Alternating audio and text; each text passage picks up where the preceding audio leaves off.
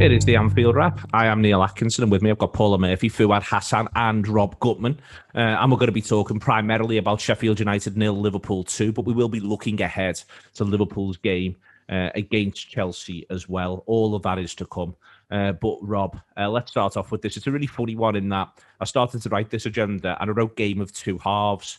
And then I just sort of thought, well, no, not really. That's not quite really accurate in that the only reason why it's a game of two halves is because in the first half, Liverpool don't kick the ball in the goal when they should. And then in the second half, they do kick the ball in the goal when they should. Yeah, I've had another look at it this morning, the game, and it's easy by the end of it to have forgotten just what a big first half that is, apart from the fact that, as you said, we don't score an actual goal. I think symptomatic of, looking at the game again, we create as many quality chances, I'm going to hazard a guess at saying, as we do against Crystal Palace when we win 7-0. Yep. I think the chances are really are very equivalent. The performance, it's broadly equivalent to that. I mean, Palace are a bigger threat than Sheffield United. But we do the quality of the chances there, but the confidence in the finish is not, as exemplified by Firmino's early miss. But the chances that are missed in that first half are quite phenomenal. I mean, Firmino misses another.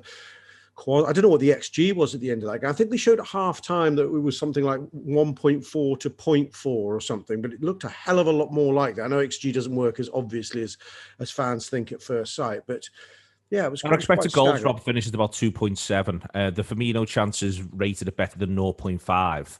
The one that he misses. Within that, there's a question as to whether or not the other one's actually counted because he never actually takes the shot on. If you see, what I mean. True. So it's that's a bit of a variable, that sort of, and also in general. And I think this is the other thing, just to come back to you on. We create the chances that we create, but another part of it for me was that we could create more. A couple of the same issues around the penalty area. We're not quite picking the right thing at the right moment, I think, is present as well for this Liverpool side. And that's another reason why it's frustrating. Yes, true. I mean, you know what? We're coming at the game from a position of absolute, in relative terms, rock bottom confidence. So all that's to be expected. There was a lot of, Sadio Mane looked to play a first-time ball a number of times through the game, which was a very clever thing to do, but the execution wasn't quite there for him. It was like a stunned pass inside a fullback. He tried a few times, I noticed. But you know what? Like, I'm far from doing cartwheels over a 2-0 win at the bottom place team, and we've suffered with false dawns, and nobody thinks this is necessarily the start of a huge revival. But Liverpool had to get a win from somewhere, so I'm just not in the business of being churlish with them about anything today. No, and I think, Paula, what's I think really interesting is the general nervousness that everyone has. You sort of see it with the players with the missed opportunities in the first half. It is underscored by that, and it's a prism that you can't get away from seeing the game through. So a really good example of this is that the best chance of the match isn't Roberto Firmino's, but it's Mo Salah's that he has at the very end of the game with 10 minutes to go. It's Liverpool's last shot, and Salah really should score, Paula. But by that point, we're 2-0 up, and we're all happy, and we don't care, and we don't remember it. But we emphatically remember Firmino's miss earlier in the game because our inner chimp's out. We're absolutely furious. We're trying to do the best we can to get through this, and we're just really stressed out about the Reds. It's interesting, that from a sports psychology perspective, when you speak to a sports psychologist, because this is an area of interest of mine, what they'll say is when a team or a person starts to lose their confidence, what goes is split-second decision-making. That's what goes first. And if you look back at when we've had amazing games and when we've beaten opposition into the ground, what's done us and what's really pushed us forward is the way in which we've managed those split-second decisions, those instinctive, intuitive decisions. And when your bottle's gone and when you're coming in off 4 defeats in a row, what you're doing all the time subconsciously is second-guessing yourself. And I think, the goalie stretched his arm up and made a good block. But I think if Firmino had exactly the same shot 4 games ago when we weren't coming in off 4 consecutive defeats, that would have gone in. And I think it must be obvious. A lot of people are questioning him at the moment, questioning his ability, questioning him. And I'm sure people are insulated from that. But I just wonder whether, to the degree to which he's questioning himself, and therefore when people are putting a pass into him, there's a very subconscious question going in there as well. Just on that, Paula, obviously there's the one that he chooses to elect to try to play Salah in later on, which I think is really interesting in that I think that it is probably the right thing to do if everything's pairing and it's all absolutely perfect, but he doesn't execute it properly. And I think part of what you're saying there is doubt in his mind. And I think that there's something else as well, which is post-match, Klopp is very determined when they're trying to say this is an own goal, to say, as far as we're concerned, this is Roberto Firmino's goal. And we're not having any time for that nonsense. It's his goal. He does all the good work. It's his goal. And to me, that suggests this idea of just trying to be part of that process of rebuilding that confidence around the penalty area. And it wouldn't even surprise me if there was a couple of conversations I had at half-time there, where I think for some of them, they talk some tactic stuff. It wouldn't surprise me if someone's just said to Roberto Firmino, "You're Roberto Firmino. Just try to be yourself and stay in the moment." Yeah, absolutely. And it's funny because I've seen a few comments where people have said, if Firmino doesn't play, we don't play. If Firmino plays, you don't see him. He's that good that you don't see him. And I think at the moment, what's happening is that we're quite myopically looking, we're looking at him and we're saying, this is what he's not doing. And we only know that he's not doing it because he's not doing it. And I just think that you're absolutely right. I think he can't not feel this. He's an amazing top of his game professional athlete. And I think you're right. I think there's got to be a public as well as an internal rehabilitation, because it's got to come from somewhere. And coming in after 4 defeats, where you're normally one of the people that instigates goals, he's got to feel it. He's got to feel it, Rob. Before I bring Fuad in, I think in that the idea of he's got to feel it, I want to sort of talk about in a way in that I've said this before. I think that we all do that, and Jurgen does that. Roberto Firmino doesn't mind if he's not scoring, or we don't mind if Roberto Firmino's not scoring. Firstly, right now, that isn't true. It isn't true in general. A lot of our chances are falling to Firmino, and we're not in a position with the way the side currently is and the run we're on to be turning our noses up at good quality chances falling to anyone. We can't have the shrug of the shoulders. Just in general, we're not in a position to have that. The second part of that, though, is that it's clear to me, absolutely crystal clear to me, that Roberto Firmino does care. He wears number 9. He scores goals for Brazil. He loves scoring goals. He thinks it's great. He knows that this is part of his role in a team, and he also isn't stupid. He knows that the team is struggling. Just because we see Roberto Firmino with his big white teeth and his smile, he wants to contribute to this side in the most direct way, and that's scoring the opening goal in a game Liverpool go on to win. Well, the first thing I'd say about Roberto Firmino is, and I think he played well.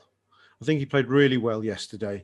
I think he got in the position, it's a cliche in football, but if a striker is getting in the position to miss the chances, and he actually got in a position to score a chance, and that's a goal in old money. It's his goal. I'm not interested in it. I agree with Klopp. It's bullshit to not give a striker a goal just because it takes a bit of a deflection. I don't care if the shot was on target or not. He has a dig, it goes. So he's a goal scoring, high impact player who makes chances for others, gets shots away. It's a really, really good performance. Let's put it this way: if he was our new striker signing and that's his first game for Liverpool yesterday, we are purring with how good that lad is. But he's not, and he's been around for a while. I remember Klopp's quotes a year, 14, 15 months ago when he said, Bobby came to me worried that he wasn't scoring. I said, don't worry about it, Bobby. It's not an issue for me. And I think Klopp was sort of congratulating himself on being so magnanimous and appreciating just what Roberto does generally. But unfortunately, I don't think things have improved for Firmino in the intervening 15 months as a result of that kind of sort of a backing, quite frankly. And my problem with Bobby in recent times, and I said that's why I parked yesterday before making these comments, because he does well yesterday.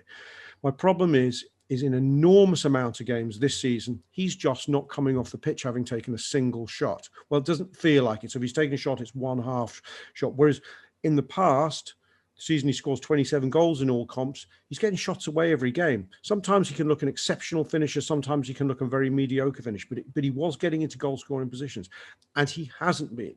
And that's a problem. And I do think a bit of tough love might be needed from Klopp, and maybe it's happened behind the scenes, who knows. But I think if I was his manager, some parallel universe, I would be going, yeah, you do have to score some fucking goals, Bobby. You really do have to score some goals, because we are at a sort of shit or bust phase with Bobby. Let's be honest about this. We all love him. He's a legend. His contribution to Liverpool Football Club is unimpeachable. But we've got Diego Jota coming back. We've got a summer transfer window ahead of us. Bobby has to start scoring goals. Yesterday was a great start. It is a good start, Fuad. I think in general there's a twist to Liverpool's shape and approach, and Firmino's role I think changes a little bit. You see more of Sadio Mane through the middle of the pitch, which I think is interesting as well around that. It's when the team came out, and I noticed sort of looking at what some people were up to and what they were saying at half time, there was an element of people saying, oh, it's more of the same from Liverpool, more of the same from this Liverpool side. And I didn't see that at all. I think that, because it's a very similar lineup, it feels like it's more of the same. But a fair few players I thought had markedly quite different roles. I think Firmino is one to an extent. Sadio Mane is massively one, but there's a couple in there, isn't there, where Liverpool have approached this differently.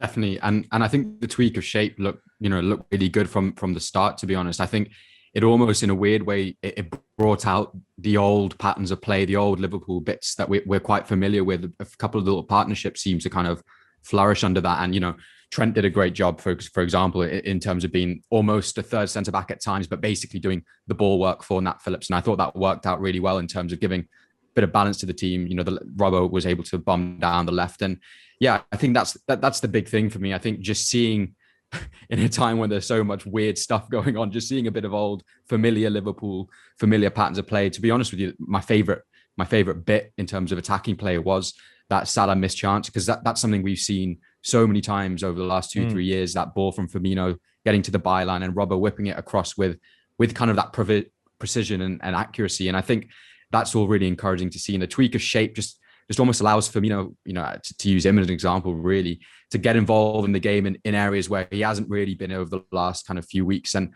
I think just, on him scoring goals and on him being a bit more of a centre forward, I think it generally comes out when he is involved and when he is doing the other stuff well, and when he is kind of dropping into positions where he can influence the game and look sharp on the half turn, look sharp feeding into Salah and Mane, who, playing centrally did help at times for him.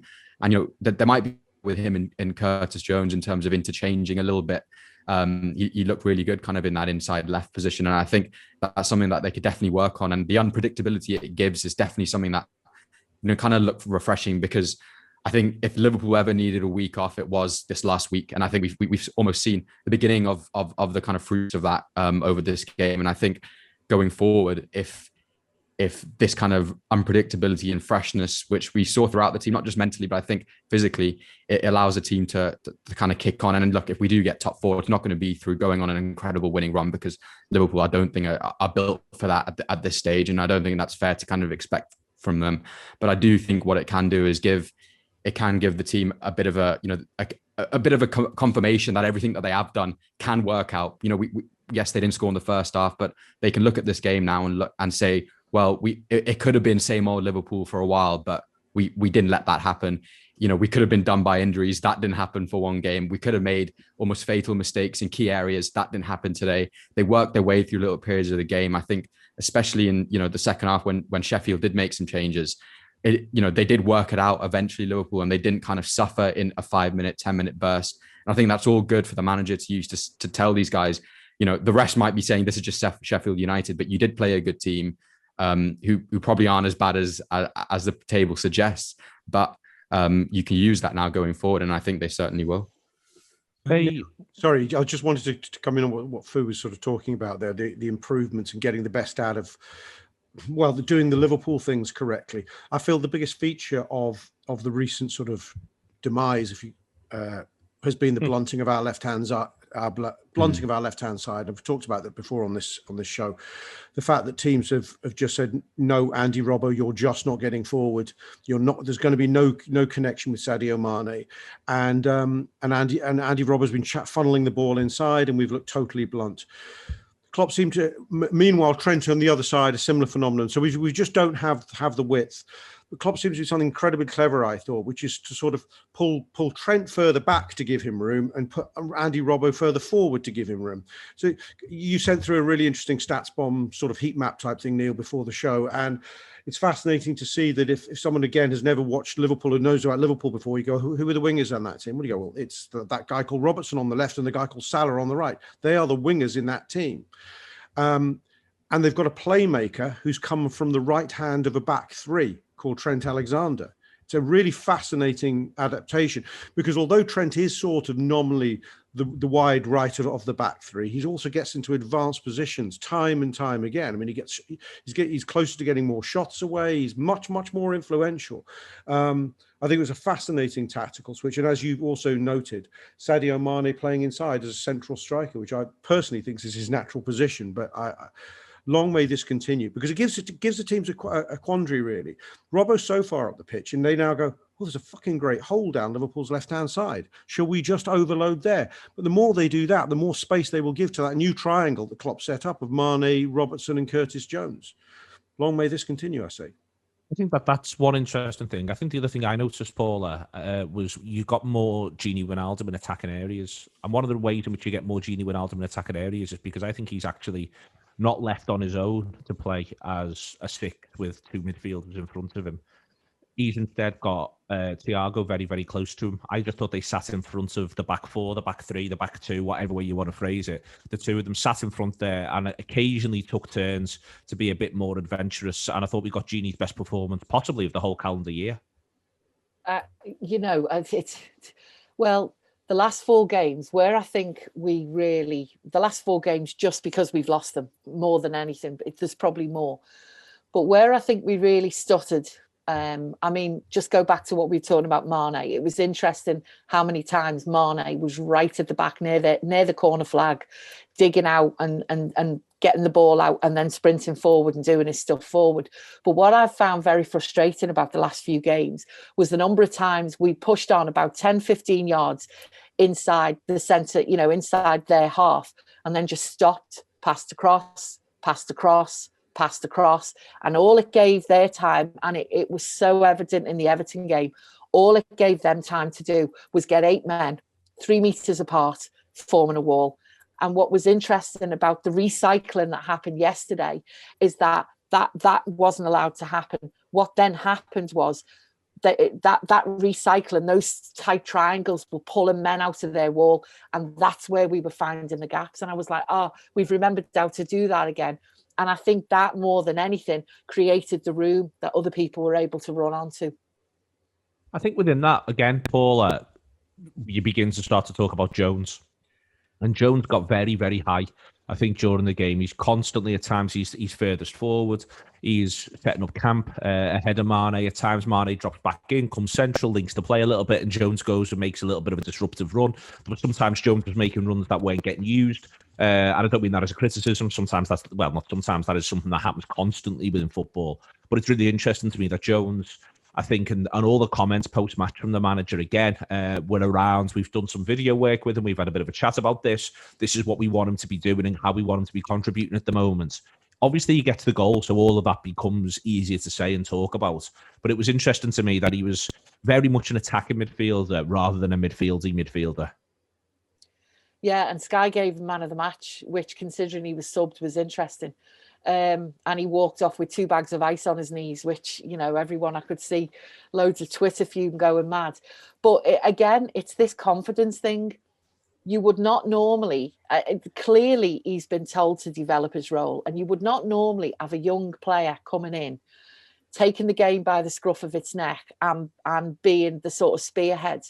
But it's a combination, I think, of confidence for him, because let's face it, had we not been in the situation we are in terms of injuries, he would not have got this run, and he would not have got the license to be able to develop his play and to develop the game of those around him in the way that he currently is. So it's, the confluence of time and factors.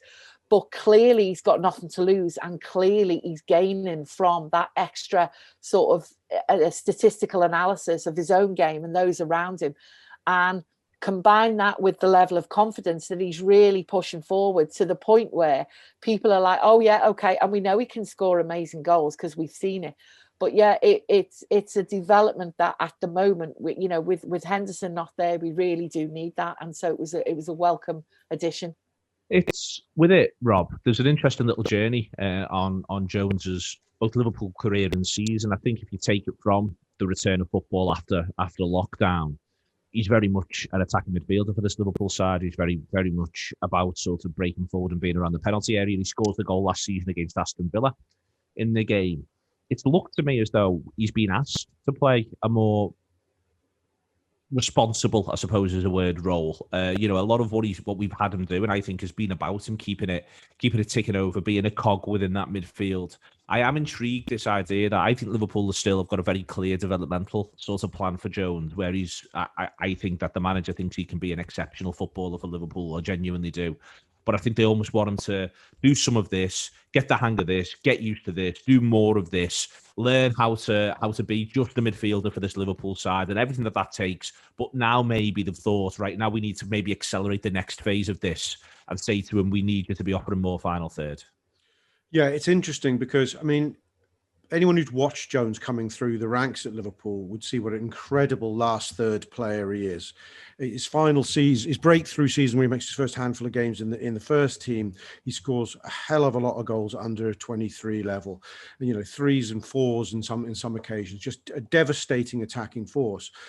But it's almost as it's come to the time to bring him into the first team, as you're saying, it's a bit of, let's be careful with this kid because he's not going to have the room to do those things. So he might just end up being a frustrated luxury player if you're not careful. So in the same way that Trent, who was a front three attacking midfield player in the younger teams, was brought in to play a much more conservative role at fullback when he first came in, Curtis is almost briefed with, go and watch videos of young Jordan Henderson in a way. Keep it simple. Be a cog in the midfield machine. You do not have to worry as you did at under 23 level about winning the game on your own. You're not going to be the go-to player in this team as you were in that team. It's very different. As you say, learn the dark arts, I think is the quick summary of it. But in a sense, whilst he was busy learning the dark arts on the job, the team around him was falling apart. And that's what has changed things, I think, and precipitated and needs to change things quicker with his development. We've become a team let's park yesterday for a minute. Before yesterday, when the defensive issues are well chronicled, but we're just not scoring goals. We're just not making chances. And here we have an exciting young player who if you'd seen him 2 years ago in the reserves, you'd gone, he could go on to be one of the most creative last third players in this country. So I think Klopp's had a word with himself and Pep and the guys and goes, there's comes a point where we need to unleash what he has in him, Curtis, and maybe now needs must. I mean, we know for a fact, because Curtis has said so, that Klopp had a chat with him about, do you fancy getting a few shots away and getting a little nearer the goal, Curtis? This is the way Curtis communicated it. I think it's probably more profound than that. I think if you look again at that heat map that you presented to us, Neil, although he's left side-ish, he's very close to Bobby Firmino. They're almost operating as double false nines, you could argue, or double tens behind Sadio. I've always felt he's more naturally a front three, front four player. Maybe that's a better way of putting it than a midfield three player. I would like to see him in a 10-ish role more than an 8-ish role, but we'll see. We'll see, Fuad. We will see as he develops and continues to play these games. The big question for this is whether or not, and we'll see bits of this on Thursday, and it is worth pointing out that Chelsea will play a back three against us almost certainly, as that's what they've been doing every single game. It's whether or not a lot of this was something specific for Sheffield United, for the players that he's got available, or if this is a bit of a change of direction for the manager. And we'll obviously need the information as it comes, but I wonder if there is maybe a desire just to have freshened it, maybe even just in the short term for the next sort of few games. It's a back three Sheffield United, a back three Chelsea. Fulham may well turn up and play a back three, although Parker's recently gone to a 4. Leipzig play a back three, and Wolves will play a back three. And I do wonder whether or not the manager's used his week off and gone, there's a lot of sides coming where we can expect, not definitely, but expect to get 3 at the back. So maybe what we need to do is this. Yeah, definitely. And just to extend on what Rob was saying, just to add to that, I think with Jones, there's a bit of an interesting thing this season. I think it's not a huge thing. It's kind of quietly there, but there are some goals that need to be filled. Last season Liverpool do score a few goals from centre half. Oxlade-Chamberlain's goals, yeah, Chamberlain pitches in with a few. Naby Keita pitches in with a couple here and there. And yes, these are small numbers, but I think at this level and where Liverpool are at the moment, it is very important. And I've been looking really kind of searching for someone to be that fourth kind of goal scorer in this team for the last 5-6 weeks. And I think it does come out more when you are on a bad run of form, and especially when the three up top. Yes, Salah is scoring, but they don't quite look as sharp as they did. And I think Klopp might have looked at that and thought, this is the guy really to get us those goals. He stayed fit for the majority of the season. He's kind of got the foundations in this year. He's had kind of a bit of a crash course in playing Liverpool midfield this season in pretty unhelpful circumstances. So I definitely think he's the one that we could maybe look for if the manager does give him a proper run in this team over the next few games. On Chelsea on Thursday and generally the shape and how he uses it, I do think the manager's probably now in a sense in a more kind of pragmatic, if that's the right word, idea of, look, getting a draw against Chelsea is not the end of the world, and the centre halves that we do have and that we have available are going to look exposed at times. And I do wonder if he does go a little bit more small C conservative in midfield, and we don't necessarily see the same Curtis Jones as we saw against Sheffield United. But equally, I wouldn't be surprised to see a similar sort of thing against them, because yes, they've looked a good defensive team, Chelsea, so far, but against teams like that in the top four, they are open as well. There's no one really up there looking that solid that can't be got at. So I do think it's an interesting question for the manager, and I do hope he does go with the second option, but I think he might be a bit more practical in that sense. On the centre backs for this one, Paula, there is a thing wherein McBurney is always going to McBurney. And again, with the conversation around the chimps and how people are sort of seeing the game, literally part of the point of Ollie McBurney. And I think I think he's one of the best Ollie McBurneys in the country. He is very, very good at putting his body in certain areas, holding it up. And if he doesn't win the majority of his headers against his centre halves, he's not doing his job properly. And I think that's something that we're used to Van Dijk, and to an extent, if we haven't got Van Dijk, we've got a level of expectation around Matip, where Matip's 6'6" and wins an awful lot in the air. The fact is that Chelsea play Sheffield United and McBurney plays. Who out of Rudiger, Silva, Christensen, Azpilicueta is winning the battle against McBurney? And the answer is no one.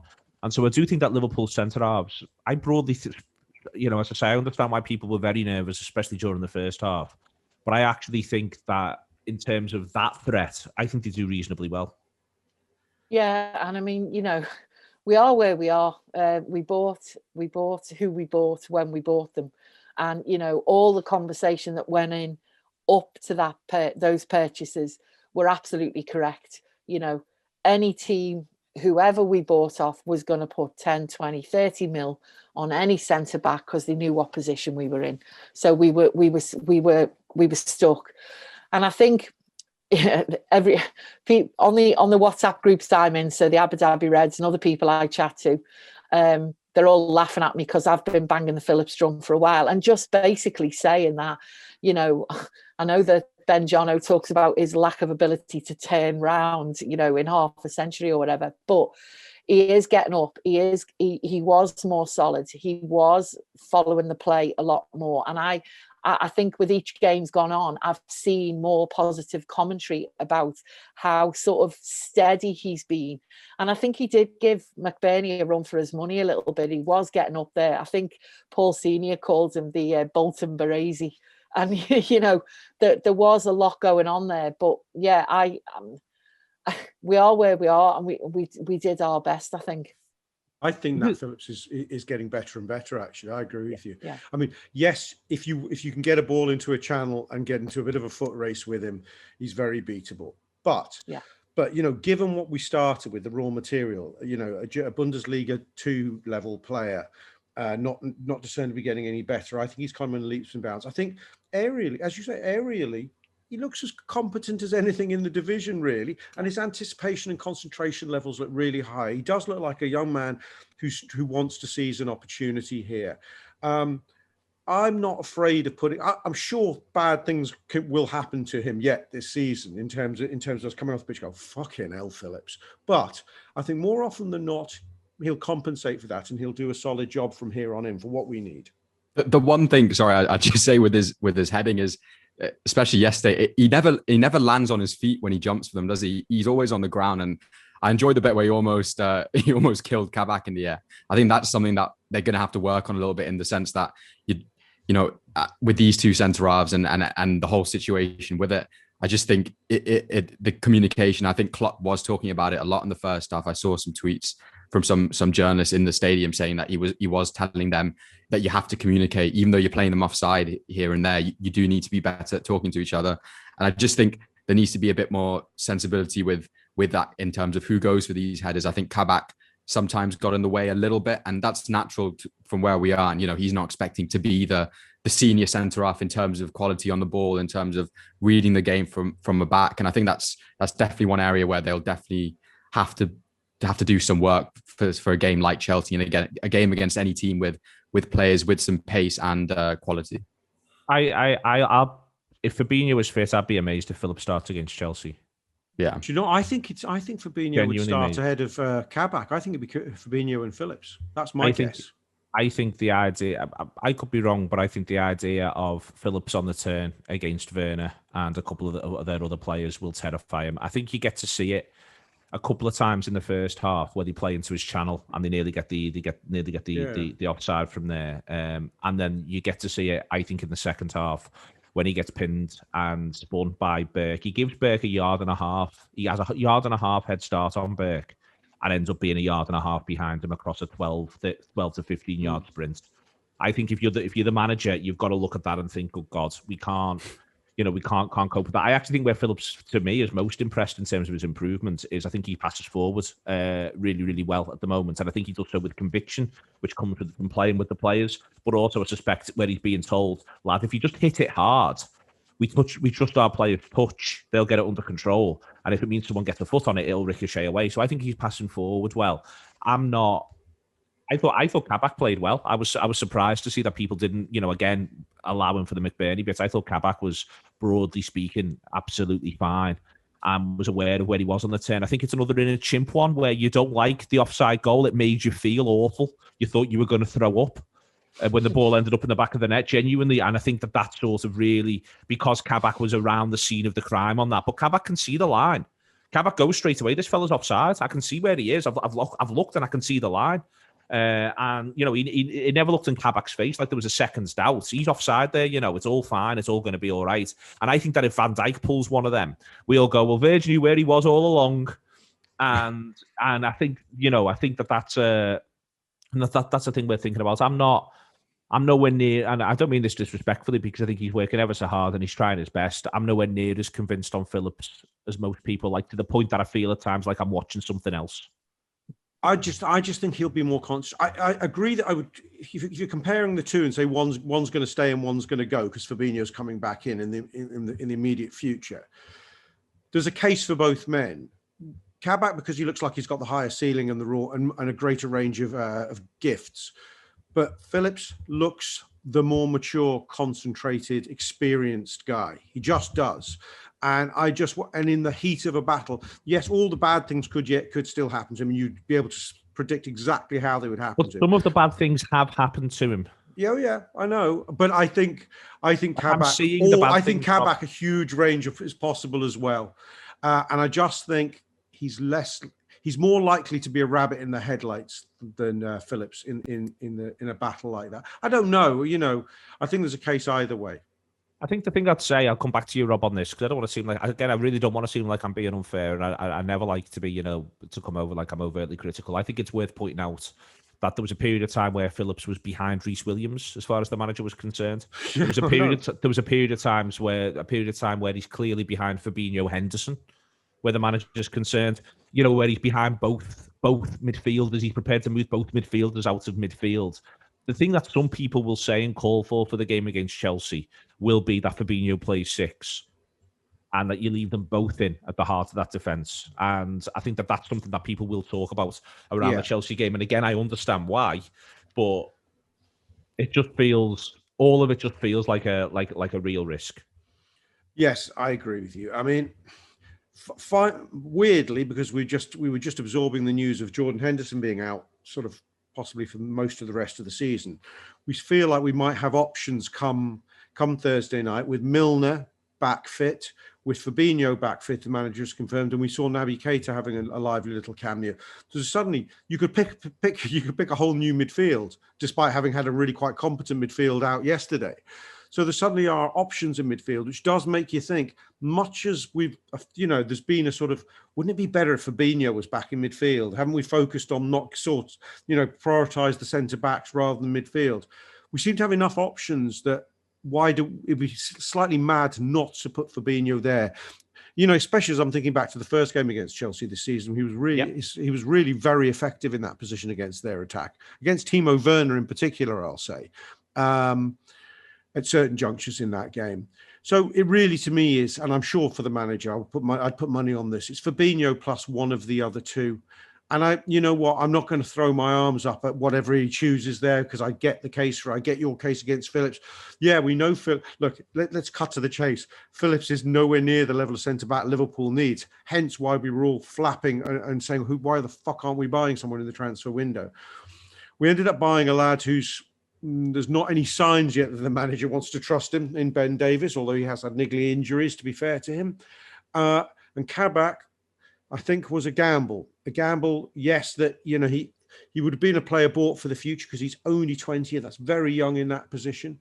So every which way you look, there are gambles. And to say, I know you're implying there is nowhere lower than where Nat Phillips is in the evolutionary chain of centre backs. I want to be quite clear on this, Rob. Like, I think there's a strong, given the way in which Sheffield United play, I think there's a strong you use Nat Phillips argument, because you're going to get McBurney. I think it's more the idea of you look at the entire way Chelsea set up.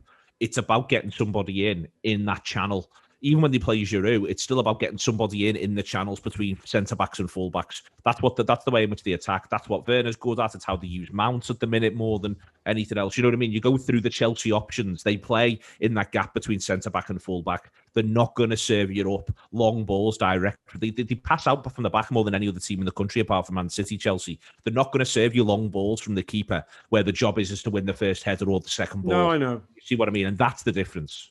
No. I 100% get that. Phillips is made for playing against the Grok attacks in the Premier League, and that's where he can do a job. And he's almost the last centre back you'd want to play against mobile attacks. But the alternative is a really, really raw kid. And I know he let a raw kid called Reece Williams play ahead of Nat Phillips at times. I just don't know. Look, you could easily sway me that it's Kabak rather than Phillips, but I'm not convinced the manager will see it like that. Mainly because, although your points about him not being picked earlier is almost forced to pick Phillips, he's improved, I think, and I don't know. I think he'll genuinely wrestle with it. Has Fabinho played with Kabak yet? I don't think he has he? No, I don't think he's played with either of them. Oh, okay. I think if you went through, I think Phillips has done most of his work with Henderson. Oh no, Fabinho and Kabak play next to each other at Newcastle. Sorry, Fabinho and Phillips play next to it. There's so many. Fabinho and Phillips play next to each other at Newcastle. Yeah. Well, I guess I don't know if that's that big of a factor to the manager in terms of it literally being a complete unknown. Obviously, he knows what he's getting out of Fabinho, and look, it's been a bit of a longer injury than any of us thought it would have been, and I guess I'm hoping this week off and him not playing yesterday was just purely because they want to get him that extra bit of fitness. They want to get him make sure he's fully back and not have any kind of repercussions from these injuries. So yeah, I mean, to be really honest, I think Kabak's the one you go with purely because he does look more comfortable in the sense that I think he can play a line and can play people offside. I'm not saying Phillips can't do that, but I just think in terms of how Fabinho has been and what we've seen in centre-half from him over the past few months, well, the whole season really, it does seem like a little bit more of a natural fit. I think you only go Phillips and Fabinho when you really are in your kind of break glass moment and you don't really have anyone else. And I would be comfortable, to be honest, with seeing Fabinho and Kabak. I think more than anything, he'll go for Kabak because he'll be worried about pace. Exactly what Rob was saying before. As well as the turning thing that we've talked about, I think the biggest weakness that Phillips has got is a lack of pace. And I think Chelsea have got a very, very fast attacking midfield, and they're not afraid to use their pace. And I think if more than anything, he'll want to nullify that as much as possible, which I think he will go Kabak Fabinho if Fabinho's ready to play. Get in! Get the fuck in! Do you remember how to win a fucking football game? Thanks very much, Liverpool. Thank you, the football gods. Thank you, the world. We've had a lovely weekend on Merseyside with the weather. Everyone's been out and about and going to parks and going down the front and eating ice cream and, that kind of gear. And then there was Liverpool on Sunday night, just looking at you, glinting in the grass, saying, we could still fuck up your weekend. But they decided not to, and it's fucking brilliant. It's brilliant to see the Reds win again. And all the other results as well, as you've probably seen, pretty much fell for the Reds as well. So it's not bad. Not a bad weekend. And to talk about not a bad weekend and not a bad match, Mo Stewart and Andy McCann with me, Gareth Roberts, today. And yeah, Mo, it was decent. It was good. I mean, we've got, caveat, blah, blah, blah, blah, blah. Sheffield United, not very good. Lost 21 games now. But, that's their problem. We needed to go and fucking win after losing 4 on the spin. And we've gone and done just that. We've got plenty of problems of our own, and Yeah. I mean, and a lot of them are very similar to Sheffield United. We've forgotten how to win, and half of our team is out injured. So be able to see that, and obviously there was the missing person we knew about in Hasan. Obviously, rest in peace, his father. But then to see the commentator never seemed to notice, did he? I was going to say he played, didn't he? But it's obviously just expecting to see maybe Fabinho, definitely Jota, and then to find out that neither of them are in the squad, you just felt a little bit like, uh-oh. But it was a tough game. It wasn't one I expected any fans who aren't Liverpool or Sheffield United fans to watch, and with rightly so, because these are two teams, like I said, that seem to have forgotten how to win. So it was a little bit scrappy, a little bit sloppy in places, but we dug it out. Like, we made mistakes in the game that probably would have been punished if we were playing a different team. But sometimes you just need that. You need the luck to be able to make mistakes and not be punished. And then we were able to grow into the game. We were able to get the goals, which we'll come on to, and get a clean sheet as well, which means that from front to back, everybody can go in that dressing room and be like, it's been a tough season, but today we all did our jobs. And now we're in with the right shout. Win against Chelsea, and it suddenly looks a lot different. If you want to get more Chelsea build-up after Liverpool have beaten Sheffield United, subscribe to the Anfield Wrap or download the app. If you download the app, you get 1,000 free tokens, which should get you all sorts of different shows. Or just subscribe, go to theanfieldwrap.com/subscribe and get stuck in there as well. Everything you need in the build-up to Chelsea with all that is going on there. Rob, earlier we said that one of the reasons why there was so much anxiety, I think, around the Sheffield United game was in part because Liverpool ultimately, for the first time in a while, had a week where results have, broadly speaking, gone for us. Manchester United and Chelsea couldn't both win, and it also transpires that neither of them should be allowed to enter the Champions League next season due to a lack of attitude that is positive for the competition. Leicester got beat and suffered a couple of quite serious injuries, to be honest with you, which we don't want to take lightly, but we've had them all season, and there will be knock-on effects for that from a Leicester point of view. West Ham United, as you'd expect, lost to Manchester City, which meant that it was an opportunity for us yesterday. And with Chelsea on the horizon, Thursday night, listen, let's have it right. The reason why all these sides, United are going at less than 2 points a game. We're going at significantly less than 2 points a game. Everton, if they win the 2 games in hand, will go ahead of us, but they're going at less than 2 points a game. The point is all these teams drop points on a regular basis. On Thursday night, I'd argue the priority is not losing. Yes, although it's 100%. Would I take 4 points from the next 2 now? I'm very close to saying I would. Never thought I'd do that, but I'm very close to saying I would. It is ridiculously, what's the word, fragile our position in a certain sense. I was looking at when we lose, I don't look at the table. It's almost like halfway between I can't because of the pain and partly because of superstition. But when we win, I looked again. I have a sense of what it is all the time, but I look in forensically at it. And I noticed what pains me is, had we won at Leicester, as we should have done, we would be joint third today, rather than sixth. And actually, if the teams behind us won their games in hand, we would be eighth. So it's ridiculously fragile. But your point is right. There are now so many in the mix that there are points to be taken off each other. Liverpool will get into the Champions League if Liverpool can more or less knock along at 2 points a game from here on in. So I think, broadly speaking. So I think your point about getting a draw, which with probably our hardest remaining game, arguably, and there's Man U as well to come, but one of our last 2 hardest remaining games would be no bad thing. Although it's one thing saying you take a draw, it's another saying how you accomplish that. Because I don't think Liverpool can play. The only way you can sort of accomplish that, set out to take that as your minimum, is if you're sort of playing away in Europe and you set yourself up as very compact, a lot deeper than you're used to being, and just sit in and wait. And then at the end of the day, if nothing happens, you take the draw. Even without a baying crowd at Anfield, I don't think Liverpool sit in and wait for Chelsea. I think that's reinventing how we play in a 4-day gap. So I think the best way we achieve the draw is by taking the lead in that game. Hopefully it would lead to another Liverpool goal and we win it. But I think if you say you take the draw, you mean you want Liverpool to go forward and try and win the game. If that doesn't sound too weird. No, it doesn't sound too weird at all. It's more sort of the general supporter urge. And I think it's also, in fact, I'll come back to you on it, Rob. It is that idea as well, though, as to what your decisions are on 70 minutes. If you see what I mean, that's the true. Players, like one of the things the players get wrong against Leicester, and I think weirdly more than almost anything else, is that there's certainly a number of them who, when it goes 1-1, are determined to right the wrong, rather than have the position of, this is perfectly fine, they're third, we're away from home. 1-1 would have done us before the ball was kicked. And I think that, for instance, today, I take your point, but if we just draw 1-1 with Leicester, then today we're looking at a situation where we're only 3 points behind them. They've got their sudden, now urgent injury issues to have to deal with.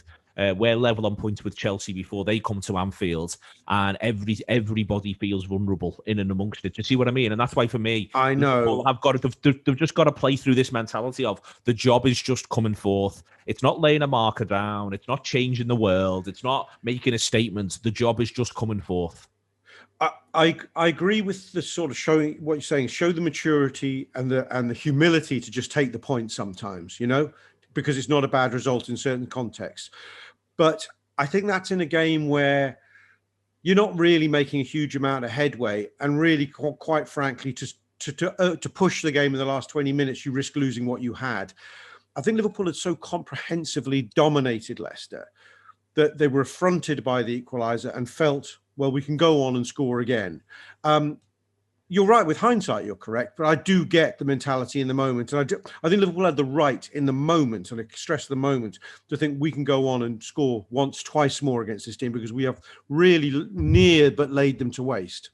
But there are different games where I'd say that. If it's a game of attrition against Chelsea with 20 to go, then I'd say you show the mature approach and take what you've got. Paula, they're very, very inhibited at the minute, Chelsea. You get to see some of it against Manchester United. They're very much well set up, very, very well organised. They're not creating a great deal, but they're not allowing that many quality chances at all. They're all about sterile domination. They keep the ball, they move it around. They will want to play, but there's playing and then there's being progressive. I have a feeling it could well prove to be another dog of a game from a Liverpool point of view, another slog, but with more opposition possession. Yeah, see, I disagree with Rob on that. See, if we were doing this show next week and we were reviewing a 1-1 or a 2-2 draw with Chelsea, then I think absolutely we'd be having this conversation. But sitting here now, I think we need to go and win it. And I think we need to go and win it. Too, don't get me wrong. No, I know, but I actually think that we winning it, psychologically, we need to win. I know we've just had one against Sheffield, but we've just had 4 on the bounce.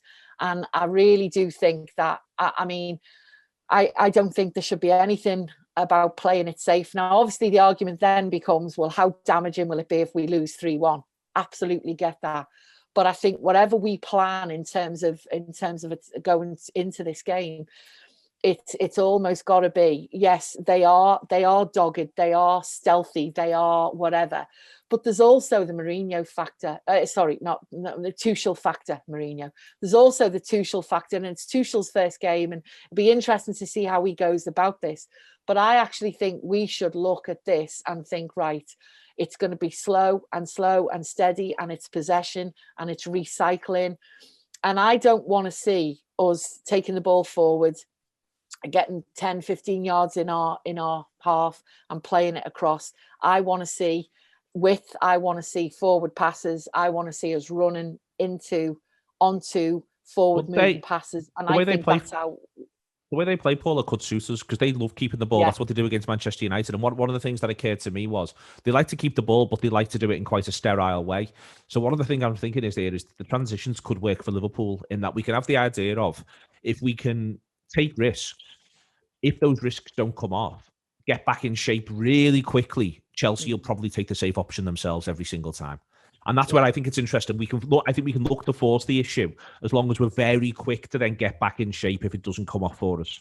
Absolutely. And you know, we've got to start, you know, we're having, what would absolutely kill me is if we have hard lines. And when I say hard lines, I mean referee, VAR, hard lines, because I think I mean, there's a whole other conversation that I'm having with myself about who is making these people responsible and answerable and whatever. And that would kill me if the game was decided on a dodgy pen. I mean, you know, they were so lucky to not concede that pen against Hudson-Odoi the other day. So lucky. So they should, you know, that is something that could have gone against them.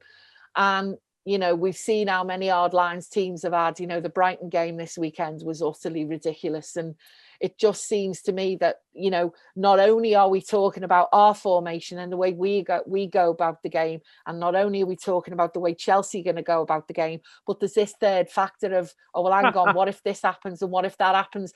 And it's almost like we're thinking about things that we shouldn't be thinking about because they're going to influence the game. And, you know, oh God, we need to win. And I just so hope that we are able to nullify their sort of stale possession and just go for it, really. I know, Paul, I think it would be a massive thing to win this game. You know, you reorientate your expectations, you reorientate your season, and I'll give it the big one. If we win this, it does rejuvenate our season. Of course, we then got to bloody go and beat Fulham to confirm that, but I'd like to worry about that when we face it. We do have the other interesting thing on the winning it thing, Neil, which I suppose, you know, the broad principle is of, you know, if you're not making headroom, maybe you take the draw on 75. I don't know what the time it would be. But against that, there is another fact here. I think there's a number of players who won't be starting, who will be champing at the bits to make a late impact on that game. Hopefully one of them's Diego Jota, and possibly another one's Naby Keita, who looked very lively briefly when he came on. So that could be in Klopp's thinking. There could be phases to this game which are very important. I think there's something I'll come back to you quick on, Rob, before I bring Fuad in. One of the things I think is interesting, what we've forgotten how to do this top four thing, in that if you go to 17-18, we pretty much had it in the bank, and it was just a matter of we were trying to do Europe at the same time, and we needed to win one of the last five. So we positioned ourselves relatively well. 18-19, it was all about us versus City, where you just had to win every single game after game. 19-20, we just won every game after game. We won 26 out of the first 27. I think the way in which we frame this discussion is really interesting, because a draw's fine. A win, the way you've just talked about it there, you'd feel like you'd just won a cup. It would realign everything. And I think that's the thing about this now, is that it is, you know, the knock-on effect, the ramifications. Well, you've then got to back it up. But, you know, just imagine Liverpool win against Chelsea, win against Fulham, and then win the next league game, which is against Wolverhampton Wanderers. The extent to which the table and therefore the world looks like a very different place is absolutely massive. And we're sort of not used to that. That's not really been the case, as I say. You've got to go back to sort of around Christmas of 2017. What, to sort of make that kind of quantum leap in a season? With 3 wins on the bounce or something like that. You've really got to go back to, at the very least, sort of 17-18, in the spring of 17-18, where 3 wins feels like it's that mega, if you know what I mean, and not just hanging on to a scrap with City. Yes, yeah. No, this is very much a 2017-18 tribute season, if we want it to be. You know, albeit we found our mojo properly in around the January of that season, and we're lagging a bit behind. Although the season is a little bit behind, if we can get those. As I said, that's why I said, you know, I wouldn't be sated by the fact that we beat Chelsea, because I'd say you had to psychologically and practically then go on and beat Fulham, because it would mean you have the 3 wins. We haven't put, we did a 3 at the beginning of the season, and I remember Gareth Robbo jinxing it by going, when Liverpool win the 4th game, it'll be or was it the 5th game? I don't know. We'll set a record for the most straight wins at the beginning of the season by a club for 3 years running, something like that. But in all seriousness, the three straight wins marker is very, very significant. I also think it would give us it's not just it would position us to finish strongly in the league. And I'm still targeting 2nd place, by the way, never mind top 4. I think we aim for 2nd and aim for the stars and fall amongst the somethings, or whatever the expression is. I think it gives us a bedrock. If we're to be serious players in this Champions League, we need our confidence back. We need the belief we gained in 2017-18 from winning big games, and Chelsea's a big game. Fuad, Rob there mentions the bench. I wonder if you may be surprised Fabinho, if he's back in, Alisson to come back in. Milner, Keita and Jota. Jota's had a few training sessions with them, and we'll find out more about his illness. But if it isn't as bad as could be feared, I do wonder whether or not what you might end up seeing here is perhaps he's got the option for the first time in a while for what I think is more my point to be a much changed Liverpool if he wants it. Yeah, exactly. I think that's the important thing as well, and it's important for the manager, but it's also, I think, important for the players in and around that team. If you look at some of the midfielders, and you know, we talk about the weight of expectation and responsibility maybe on a couple of the guys over the past few months in terms of Firmino and maybe Curtis Jones in terms of how he's had to play. I think that kind of frees them up a little bit, and you know, we could see, you know, for a long time a really strong bench as you've said, and it's not full of you know, training goalkeepers that we've never heard of and players that have been pulled out from the cold. So it is important, and I think it also just means that, you know, as we, you know, the centre back crisis has been well known and everything, and been well kind of talked about, obviously. But you know, midfield as well has been an area where the options really have seemed limited, and that's been quite evident over the past few weeks. You've seen Gini look quite tired. You've seen Thiago look quite tired, and you know, last night they kind of were able to play with a bit of freshness, and you know, Thiago was allowed to be kind of anonymous almost in the game in parts, and get on with just doing Liverpool midfielding rather than, you know, kind of being in the limelight, taking yellow cards and making some mad challenges, which, you know, thank God we didn't see. So I think it does give the manager a few different things to play with, and hopefully we see that translate into, you know, whoever does start the game in terms of how they go about it, because, you know, yes, you would take a draw, and yes, it's not the worst result in the world by any means, but you know, Liverpool don't go into any game thinking that. I just don't think it's in the DNA of the senior players in the club. I don't think it's the DNA of the manager, and I think, you know, if that does come about, that's very much his in-game management and where Liverpool are. And if Liverpool can start playing in 15-20 minute patches and manage games in 15-20 minute patches, as they sort of did last night, I think, you know, the win is definitely on the cards. But also there can be that mature Liverpool that we did see, you know, at times last season in a different sense completely, in terms of seeing out a 1-0, but also if it is 1-1 with, you know, 10 to go, 5 to go, then Liverpool can be a little bit more sensible, given the options that they have off the bench, given the senior players that are in the team in Gini Wijnaldum, and well, I mean, Gini Wijnaldum's the only one I can think of at the moment, but Gini Wijnaldum and you know, some of the forward players. Okay, thank you very much indeed to Rob Gutmann, to Fuad Hasan, and to Paula Murphy. It's been the Anfield Wrap this week. Do check out everything that we've got on offer across all of the platforms if you get the opportunity to do so. Until then, take it easy. We will be back with lots and lots of stuff on the app, lots and lots of stuff if you subscribe. And if not, there's the weekend or later in the week looking back at Chelsea and looking ahead to the game against Fulham. Liverpool win, it'll be absolutely massive.